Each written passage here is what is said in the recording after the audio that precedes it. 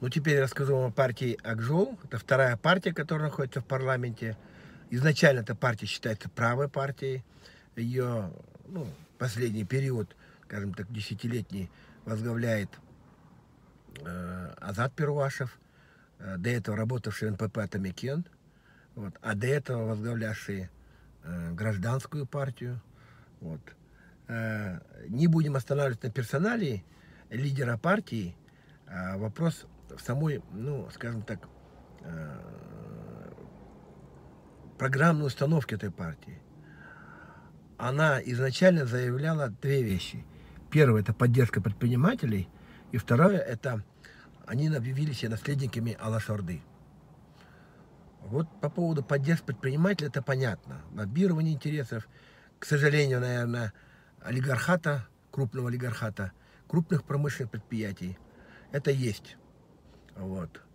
Я не говорю, что это совсем плохо, потому что на тех же крупных предприятиях работают десятки тысяч людей, десятки тысяч рабочих мест.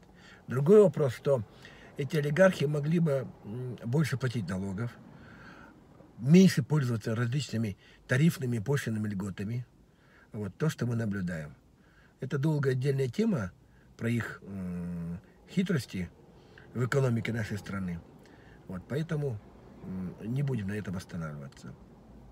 Вот что касается, на самом деле Алаш-Орда занимает большое место в партии Ак-Жол, у меня большие сомнения. Большие сомнения. Они изначально привлекали людей,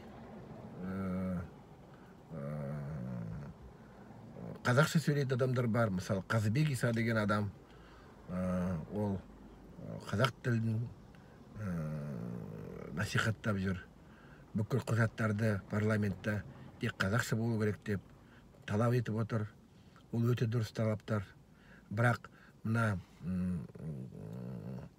мемлекетшіл ретінде мына қазақ тілін дұрыс деңгейге көтеру үшін жалғыз Қазыбек Исаның әрекеттері аз деп ойлаймын. Бүкіл мына Ақ-Жол партиясы осы қағидатта тұрса, ол дұрыс болатын еді. Сосын мына Алаш партияның идеялары, ол қандай идеялар болды? Ол толық зерттелді ме? Ол заманауи, қазіргі заманда қалай оны пайдалануға болады? Ұмытпайық, ол Алаш партияның талай қателіктері болды. Өйткені қателіктер болмаса, кезінде олар большевиктерге жеңілмейтін еді. Кезінде сол Ахмет те, Алихан да бәрдері большевик партиясына түсіп, содан біреулер наркомат басқарып, біреулер мәдениет саласында басқа, білім саласында жұмыс істеп, коммунистермен, большевиктермен бірге әріптестер болған. Оны да ұмытпайық. Демек, сол кезде Алаш партиясы біраз қателіктер болған шығар, егер оны халық қолдамады толық. Кедейлер жеңді ғой. Кедейлер, шаруалар, завод фабрикада істейтін жұмысшылар, солар сол кезде жеңген. Сол үшін мына жалған лозунгтер ұран айтып, ол қалай? Біз Алашты қолдаймыз, біз Алаштың идеясын жалғастырамыз деген. Сол сұрақ қой. Менің ойымша,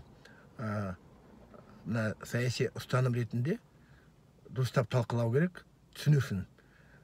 Осы Ақ-Жол партиясы не үшін бізді шақырып жатыр?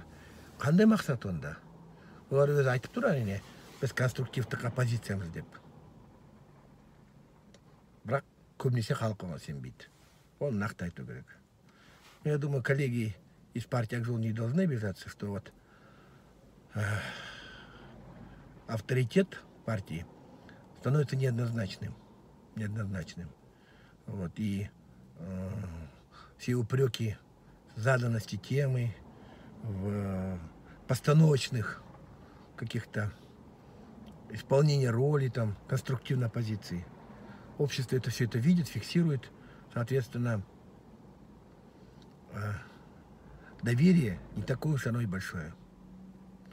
Но Ак-Жол тоже имеет шансы скажем так, ближайший электоральный период зацепиться в парламент. Какой в этот раз они получат процент голосов, неизвестно.